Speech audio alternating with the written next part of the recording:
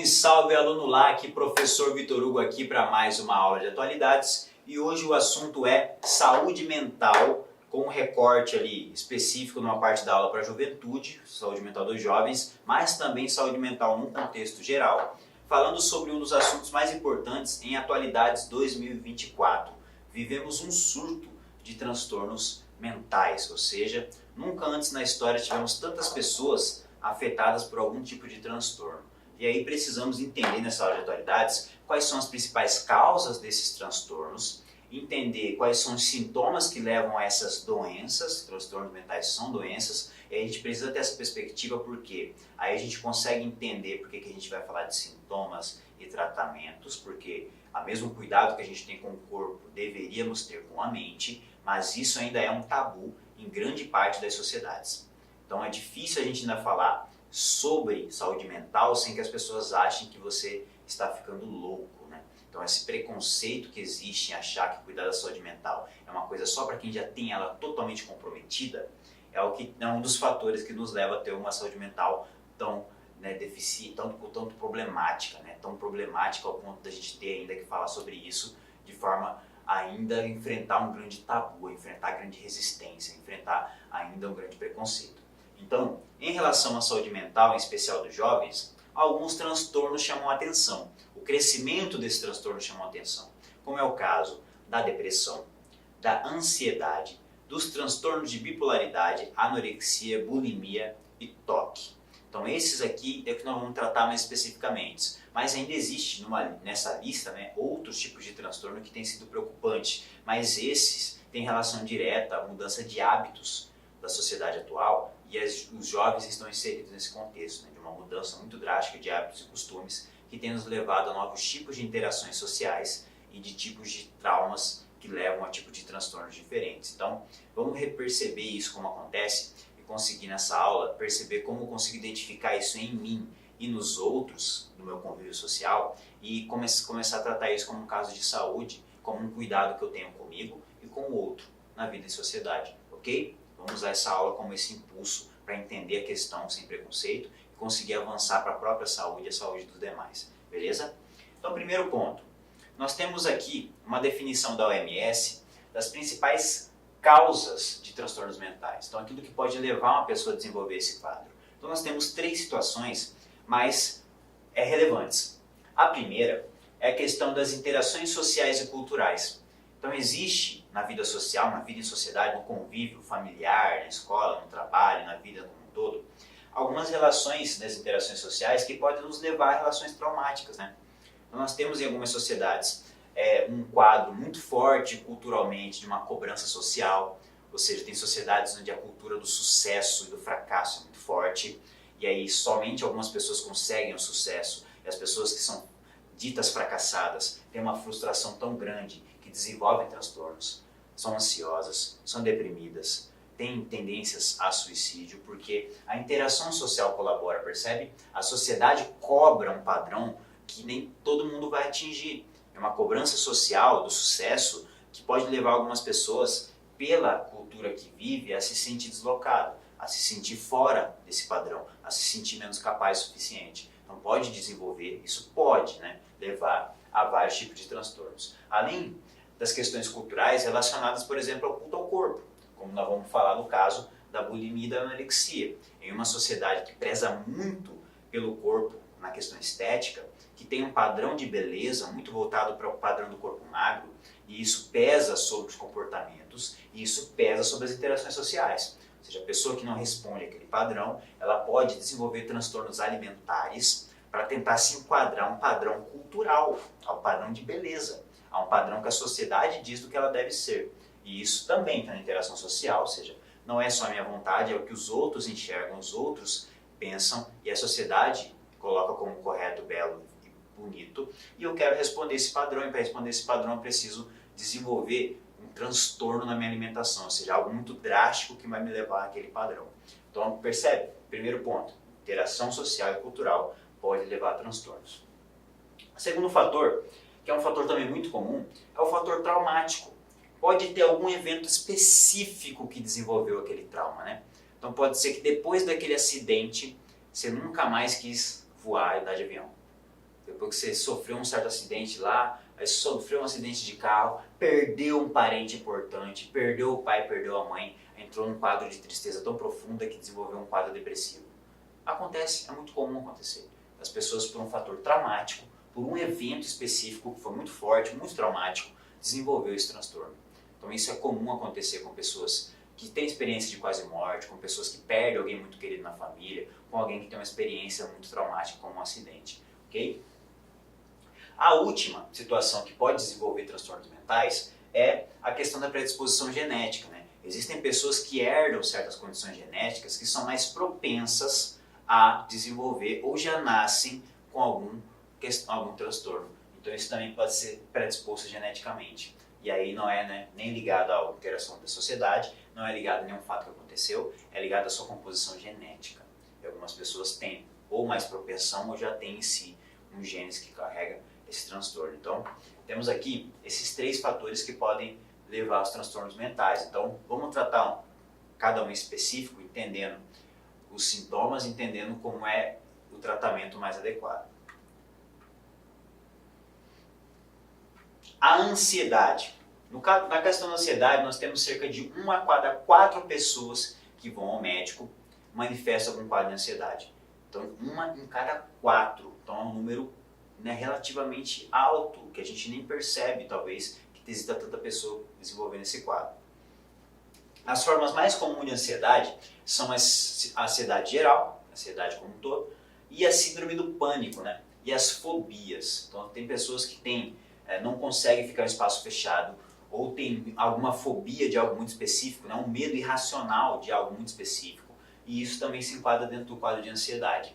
E aí, quando você percebe que está alguém ansioso, né? Você percebe qual que é o quadro. Não existe só um sintoma. Cada pessoa, quando tem uma crise de ansiedade, manifesta de uma forma diferente. Então nós temos aqui a possibilidade. Algumas pessoas sentem uma palpitação muito forte, algumas pessoas soam frio, algumas pessoas têm tremores, algumas pessoas têm falta de ar, algumas pessoas se sentem sufocadas, formigamento pelo corpo, calafrio. E aí nós temos aqui, né, algumas pessoas inclusive com aumento do vício do álcool, de medicamentos por conta dessa sensação de ansiedade.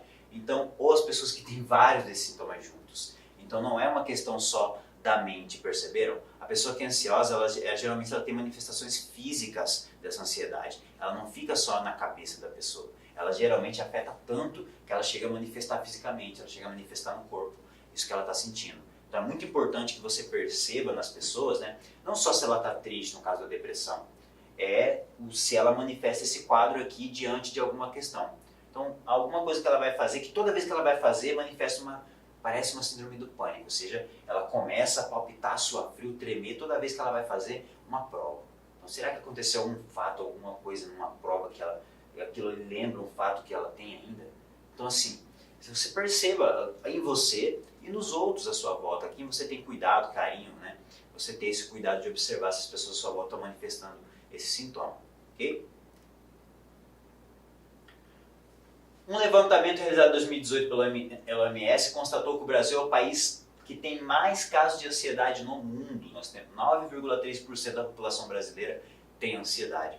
Então, assim, nós vivemos uma sociedade que isso é muito comum. Então, assim, é observar para perceber se não tem isso em você e se alguém à sua volta.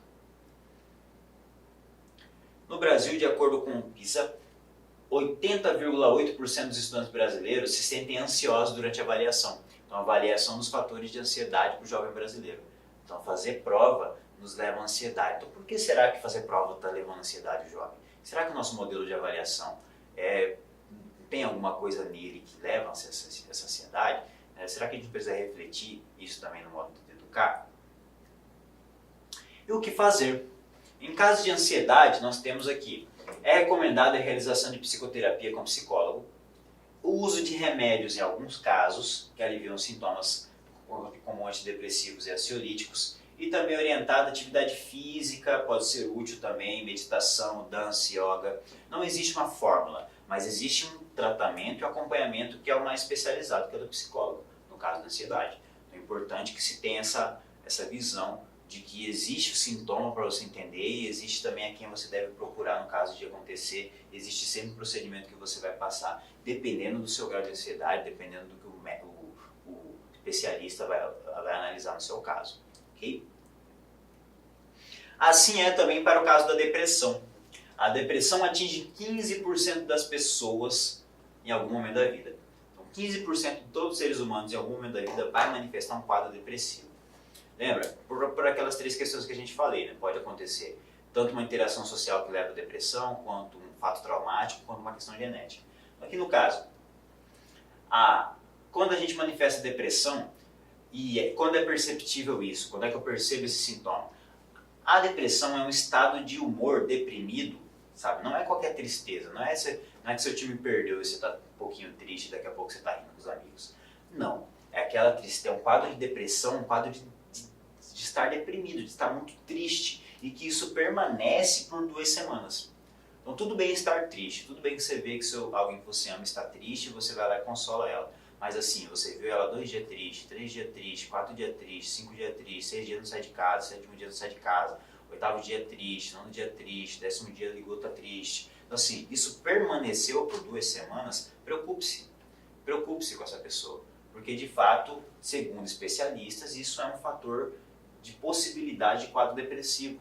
Então é comum que a pessoa esteja um dia ruim. Todo mundo tem um dia ruim, todo mundo tem um dia triste, todo mundo sofre na vida e tem problemas. Mas isso persistir por mais de 2 semanas, e aí novamente, para você observar em você também.